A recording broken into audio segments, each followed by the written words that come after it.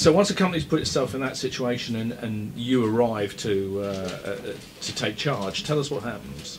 Well, often there will be the necessity of redundancies because the company itself is unlikely to be able to afford to make redundancies without an insolvency. But basically you walk in and you take the place of the directors and you run the business in their stead. They lose their statutory powers and you take over. Every administration is different, so sometimes you'll be dealing with biotech assets, which is something I'm doing at the moment, but at the same time I could be dealing with sales of paintbrushes and kitchen equipment in DIY stores. So depending on what you're selling and what the company is, depends on the skill set you need to bring in, but the beauty is the admin team can cope with that. There's staff, there's creditors, and inevitably there's government departments. Well, first off, let's take a look. What happens as far as staff are concerned? So the staff of the business concerned, if it is facing an insolvency, then the chances are there's a risk they're going to lose their jobs. And we do everything we can to minimise the worry and grief that comes with that.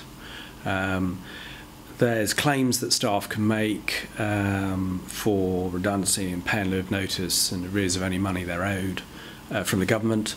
And one of the things we're really proactive about is helping the staff fill out their claim forms so they're ready to go off at the first opportunity, so they get the money off the government as soon as possible.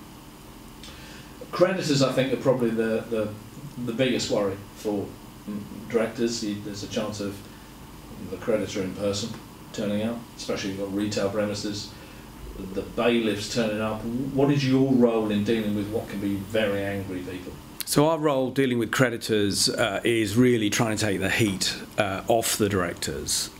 We're used to dealing with creditors. We understand the procedures that the company might be going into, and basically we say to the directors, if a creditor rings up or turns up, put them in touch with us, we'll deal with it.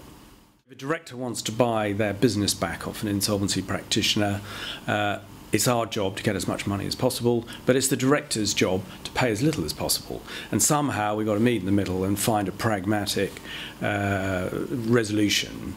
And we're realistic. One of the things about being an insolvency practitioner is you have to move very quickly. You don't have the luxury of having 6 months to sell an asset, we're in the business of getting deals done realistically, quickly, and fairly for all the parties involved. How much can you do as an administrator or liquidator to maintain the relationship between the creditor and the company? Because of course it might be mutually beneficial for them to in fact continue working together despite obviously a very difficult situation. Yeah, well, I think creditors have got a number of things they're thinking about if a company goes into insolvency. One is they've probably got a bad debt. Two is there going to be any money coming out of the insolvency for them? Are they going to receive a dividend? But the other thing they're going to be interested in is there a business going to emerge from this that could be a customer of theirs in the future? And actually, quite often, that is probably their major consideration.